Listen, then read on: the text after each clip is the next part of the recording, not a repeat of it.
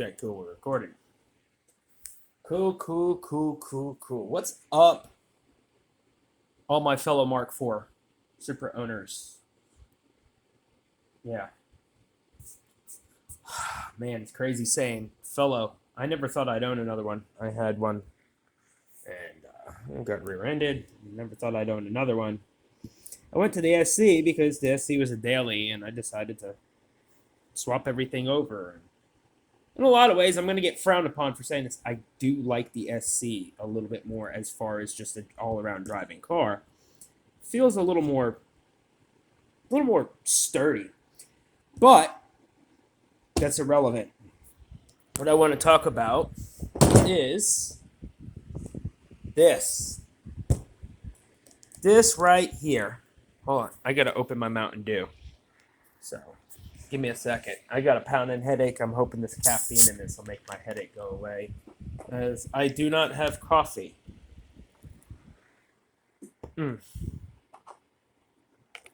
Lovely.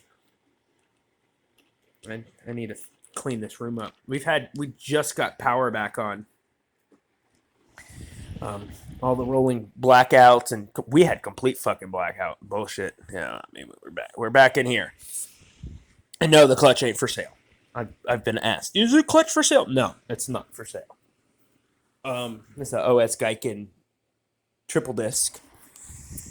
I'm going to be using it with my T56. Anyway, get back on subject. I've been getting a lot of these in lately because I have found the ultimate fix for these to repair them and get them to work. It's not an issue. Everybody's like, "Oh, you gotta put flux all over it and leave the flux off of it. That shit is sticky. It stinks. It makes my head hurt, even with ventilation, a fan blowing, and a damn painter's respirator to keep the shit from blowing up in my face because it will kill you."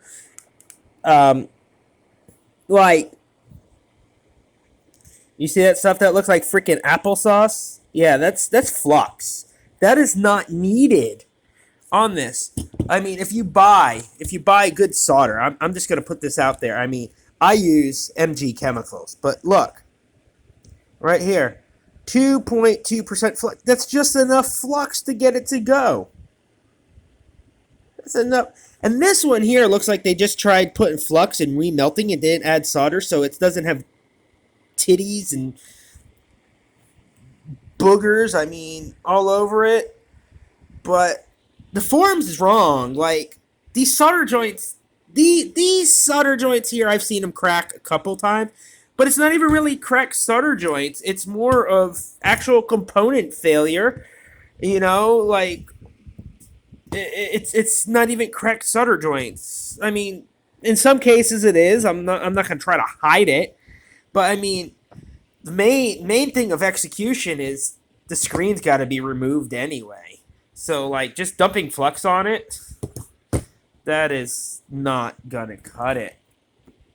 And I will tell you, the screen is extremely delicate.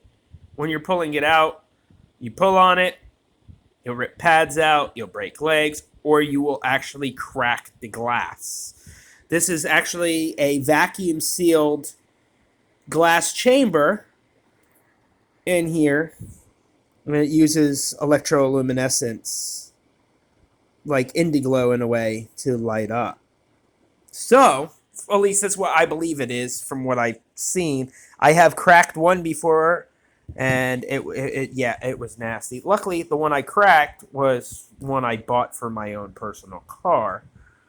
Yeah, let's not talk about that. So anyway, enough with the flux. I gotta literally pull this apart now and scrub flux off of it.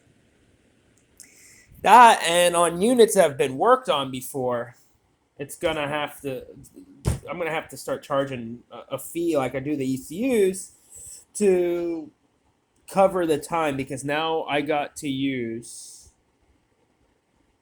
a bunch of time Q-tips, anti-static Q-tips, regular Q-tips, and isopropyl alcohol. This stuff here, right now, is like unicorn piss. Everybody's freaking out because of COVID. Oh my God, I gotta have hand sanitizer.